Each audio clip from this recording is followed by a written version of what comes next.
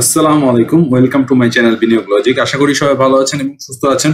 Currently আমরা দেখতেছি যে ইসরায়েল এবং ইরানের মধ্যে যে কনফ্লিক্টটা চলতেছে, ওয়ার কনফ্লিক্ট, সেটা আসলে খুব মানে রিসেন্টলি খুব ক্রুশিয়াল টপিক হয়ে দাঁড়িয়েছে, মানে জটিল টপিক হয়ে দাঁড়িয়েছে এবং সবাই এটা নিয়ে আলোচনা করতেছে। তো বেসিক্যালি এই টপিকটার ব্যাপারে আমরা বলতে গেলেই যদি আমরা একটু দেখি যে আসলে এই ওয়ারটা কি টাইপের ওয়ার, এটা একটা শ্যাডো অথবা প্রক্সি ওয়ার। ইরান কিন্তু ডাইরেক্টলি ওয়ারে এতক্ষণ ইনভলভ হচ্ছিল না, তারা তাদের বিভিন্ন হামাস এবং আদারকে দিয়ে তারা ওয়ারটাকে কন্টিনিউ করতেছিল, বাট কারেন্টলি প্রোটেস্ট করতেছিল আর কি। কারেন্টলি তারা একটা ট্রায়াল অ্যাটাক বলা যেতে পারে এরকম ইসরায়েলের ওপর করে, এবং ইসরায়েল কিন্তু এটার খুব ভালোভাবেই প্রোটেক্ট করে। তারা বলে যে 99% মিসাইল তারা ইয়ারেই ধ্বংস করে দিয়েছে। তো যাই হোক, এই ওয়ার সম্বন্ধে আপনারা বিভিন্ন নিউজ ঘাটলে অনেক ধরনের নিউজ পাবেন, বাট আমার আজকের টপিকটা হচ্ছে যে ইসরায়েল এবং ইরানের এই যুদ্ধের কারণে বাংলাদেশের শেয়ার মার্কেটের উপর কতটুকু এফেক্ট পড়তে পারে, এবং এই পরিস্থিতিতে লাস্টে আমি ভিডিওর আলোচনা করব যে এই পরিস্থিতিতে বিনিয়োগকারীদের কি করা উচিত। সো আমার ভিডিওর সাথে থাকবেন, সাবস্ক্রাইব করবেন এবং দেখবেন। শেয়ার মার্কেট সবসময় ঝুঁকিপূর্ণ, অবশ্যই নিজস্ব বুদ্ধি বিবেচনায় ইনভেস্টমেন্ট করবেন এবং ঝুঁকি নিতে পারলেই শেয়ার মার্কেটে ইনভেস্টমেন্ট করা উচিত। ডিসকাশনে আসা যাক, সেটা হচ্ছে যে এটা আসলে টোটালি আনসার্টেন, যদিও তারপর আমরা যদি ইউক্রেন রাশিয়ার যুদ্ধটা ওয়ারটা দেখে আসি, এবং এটা কিন্তু আসলে একবার স্টার্ট হয়ে গেলে সহজেই থামে যে এরকম না। কোল্ড ওয়ার গুলা আস্তে আস্তে চলতেই থাকে এবং দেখা যায় যে দুই একটা বড় হামলাও হয়। যদি অন্যান্য দেশগুলা যেমন মিডল ইস্টের কান্ট্রি অথবা পশ্চিমা দেশগুলো যদি ডাইরেক্টলি ইনভলভ না হয় ওয়ারে, তাহলে কিন্তু খুব একটা বড় ধরনের প্রবলেম ক্রিয়েট হবে না। বাট এবং তারাও চায় না তাদের ইকোনমিকে কোনো একটা ক্রাইসিস ক্রিয়েট হোক, বা তারাও চায় না তারা ওয়ারের মধ্যে ঢুকে যাক। এটা কোনো কান্ট্রি চায় না তার ইকোনমিক গ্রোথ ব্যাঘাত ঘটে এই কারণে। আর এর মধ্যে সবচেয়ে ভালো উদাহরণ আমরা দেখতে পারি চায়নার। চায়না কিন্তু টোটালি আলাদাভাবে এক সাইডে থাকে, তারা কিন্তু ডাইরেক্টলি ওয়ারের দিকে আসতে চায় না এবং তারা তার ইকোনমিক গ্রোথের দিকে ফোকাস করে বেশি। তো এখানে যেমন রাশিয়া ইউক্রেনের যুদ্ধ কিন্তু অবশ্যই বাংলাদেশের শেয়ার মার্কেট এফেক্ট করেছে, কিন্তু ওইভাবে এফেক্ট করা উচিত হয় না। বাংলাদেশি ইকোনমিকে এফেক্ট করেছে, যেটা কিন্তু ওইভাবে উচিত হয় না এফেক্ট করার। আর কারণ আমাদের দেশে আসলে ইম্পোর্ট প্রোডাক্ট বলা যায় বেশি, দেন তারপর ডলারের উপর আমরা বেশি ভরসা করে থাকতে হয়। অয়েল আরেকটা ব্যাপার আছে যেটা আমাদের ইম্পোর্ট করে আনতে হয়। তো এই সকল কারণে কিন্তু বাংলাদেশের ইকোনমিকটা রিলেটেড থাকে হচ্ছে গ্লোবাল কোনো একটা ক্রাইসিসের উপরে, বা আমরা আমাদের হিউম্যান বিংটাও সেভাবেই, ব্যবসায়ীরাও সেভাবেই কিন্তু ডিপেন্ডেবল হয়ে যায়। যদিও রাশিয়া ইউক্রেনের ক্ষেত্রে আরেকটা ব্যাপারে কাজ করেছিল যে এক্সপোর্ট আমাদের একটা বড় ক্রাইসিস হয়ে গিয়েছিল, ও আমাদের পাওয়ার রাশিয়ার সাথে যে কিছু পাওয়ার প্রজেক্ট কাজ চলতেছে সেগুলোর কিছুটা স্লো প্রোগ্রেস হয়েছিল। তো বিভিন্ন কারণে কিন্তু রাশিয়া ইউক্রেনের যুদ্ধটা বড় ধরনের এফেক্ট করে। বাট ইরান এবং ইসরায়েলের যুদ্ধটা তুলনামূলক কিছুটা কম এফেক্ট করতে পারে, যদিও এখনো কিছুটা করতেছে, বাট তারপরেও কম করতে পারে, কারণ ইরানের সাথে আমাদের ডাইরেক্ট কিন্তু কোনো বিজনেস রিলেশনশিপ নাই এবং ইসরায়েলের সাথেও ডাইরেক্টলি নাই, ইনডাইরেক্টলি কিছু প্রোডাক্ট আমরা হয়তো তাদের ইম্পোর্ট করে, বাট ডিরেক্টলি নাই। সো এই সেন্সে ইরান এবং ইসরায়েলের যুদ্ধে কিন্তু ওয়ারে, যেটা কোল্ড ওয়ারে চলুক বা কোল্ড ওয়ারেও চলুক বা প্রক্সি ওয়ারে চলুক, সেক্ষেত্রে আমাদের কিন্তু ডাইরেক্ট ইকোনমিতে ইফেক্ট করার কথা নয়।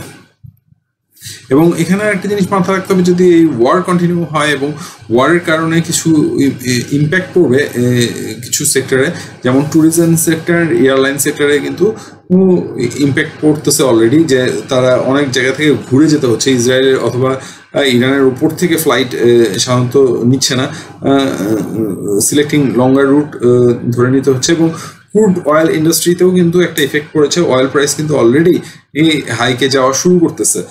তো ওই অয়েল প্রাইসের কারণে কিন্তু অন্যান্য কমোডিটি প্রাইসও কিছুটা ইনভলভ হয়ে যায় এবং ট্রান্সপোর্টেশনের প্রাইসও কিন্তু ইমপ্রুভ হয়ে যায়। তো এদিকেও খেয়াল রাখতে হবে, এখানে একটা হাইক আসতে পারে। এবং এই ওয়ারটা কিন্তু আরো বেশি বাড়তে পারে যদি যেটা বলতেছিলাম যে যারা ইরানকে যে সকল কান্ট্রি সাপোর্ট করে সেগুলো রাশিয়া অথবা চায়না, তারা যদি ইনভলভ হয়ে যায় এবং ইসরায়েলকে যারা সাপোর্ট করতেছে সাপোজ ইউএসএ, তারা যদি ফ্রান্স, তারা যদি ইনভলভ হয়ে যায়, দেন এই ওয়ারটা ম্যাসিভ আকার ধারণ করবে। যদিও করার কথা না এরকম, 2024 এসে সাধারণত কেউই এরকম ওয়ার চায় না হয়তো। বলতে গেলে যদি ফাইনাল স্টেজে বলা হয় যে কিভাবে আমরা এই পরিস্থিতিতে মোকাবেলা করব, যারা স্টক ব্রোকার বা ট্রেডার বা ইনভেস্টর আছি, যেমন ট্রেডারদের জন্য এই পরিস্থিতিটা আসলে খারাপ, কারণ মার্কেট কিন্তু কন্টিনিউয়াস ফল ডাউন হচ্ছে এবং 20 to 25% ফল ডাউন হলে রিব্যাক না পড়ার কোনো রেজিস্ট্যান্স না সিলেক্ট করা পর্যন্ত আমরা ট্রেডে এন্ট্রি নেওয়াটা কিন্তু ডিফিকাল্ট। সুতরাং এখন মার্কেটে ট্রেড করাটা একটু রিস্কি পর্যায়ে থাকে যদি মার্কেট ফল ডাউনে যায়। আর ইনভেস্টর যারা আছে তারা অবশ্যই শেয়ার ধরে রাখা উচিত এবং অল্প অল্প করে নতুন ইনভেস্টমেন্ট করা উচিত তাদের এভারেজ করার জন্য, যদি তাদের কোনো শেয়ার কেনা থাকে।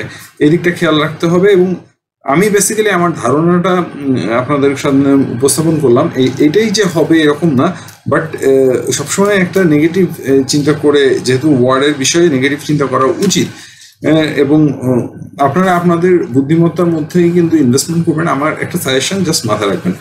এবং যদি আমরা যাই যে ইন্ডেক্স চার্টটা কি পরিস্থিতি আছে এটা দেখার জন্য কারেন্টলি, তাহলে একটু দেখে আসা যাক।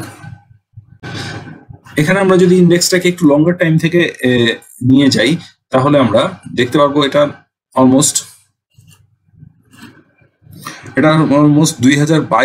20 জুলাই 2022 যখন মার্কেট ইন্ডেক্স ছিল অ্যাপ্রক্সিমেটলি 6045। এখন কারেন্টলি ইন্ডেক্স কিন্তু তার থেকেও নিচে আসে। এটাকে আমরা যদি একটা সাপোর্ট ধরি তাহলেও কিন্তু আমরা এই সাপোর্টকেও ব্রেকডাউন করে ফেলেছি অলরেডি। আমি আগেও একটা ভিডিওতে বলেছি যে 5900 বা 5800 যে সাপোর্টটা আছে সেটা যদি ব্রেকডাউন হয় তাহলে মার্কেট কিন্তু অলমোস্ট 5200-র কাছাকাছি আসবে। যদিও এখন মার্কেট আমরা দেখতে পাচ্ছি কারেন্টলি চলতেছে হলো 5686-700 ঘরে। তো সেই হিসেবে ইন্ডেক্স কিন্তু আমার যেটা ধারণা 5200 ঘরে আসতে পারে এবং এটা একটা স্ট্রং সাপোর্ট হওয়ার কথা। এই সাপোর্টটা যদি ঠিকঠাক মতো মার্কেট এই সাপোর্ট থেকে রিব্যাক নিতে পারে তাহলে কিন্তু মার্কেট কিছুটা রিকভার হয়ে যাবে। আর আমরা এখানে যদি দেখি ডবল সাপোর্টের ব্যাপারটা, ডবল সাপোর্ট কিন্তু সবসময় 5700-800 এরকম রেঞ্জেই ছিল, 800-900 এরকম রেঞ্জেই ছিল, বাট এখন কারেন্টলি এর থেকে কিছুটা ডাউন হয়েছে। সুতরাং আমি যেটা ধারণা করতেছি যে মার্কেট 5500-200 ঘরে চলে আসবে এবং এখান থেকে মার্কেট যদি পজিটিভ ইম্প্যাক্ট পায় তাহলে রিব্যাক করবে। বাট এখানে আমরা একটা ব্যাপার তো দেখতেই পারতেছি যে ইসরায়েল ইরানের যুদ্ধের ব্যাপারটা, এটার জন্য মার্কেট কিন্তু কিছুটা হলেও ইফেক্ট হচ্ছে। সাথে সাথে আমাদের আলাদা কিছু ইস্যুতে যে শেয়ারের প্রাইসগুলো ফল ডাউন হচ্ছে, যেমন ইন্টারেস্ট রেটের হাইকে এবং আমাদের মনিটারি পলিসিতে একটু সমস্যা মনে হচ্ছে সবার কাছে। এখন সেখানে কতটুকু কারেকশন আসতে পারে। আর ব্যাপারটা হচ্ছে যে মার্কেটের যারা কারেন্টলি ওই ফোর্স সেল অনেকটা হয়েছে এবং কারেন্টলি অনেক ডাইরেক্টররাও শেয়ার সেল করতেছে, যেগুলো মার্কেটকে একটু ফোর্স লোয়ার ট্রেন্ডে যেতে বাধ্য করতেছে। তো যাই হোক, আপনারা আপনাদের ইনভেস্টমেন্ট জার্নি অবশ্যই কেয়ারফুলি করবেন এবং আমার ভিডিও বেশি বেশি দেখতে থাকবেন, শেয়ার করবেন। Thank you all.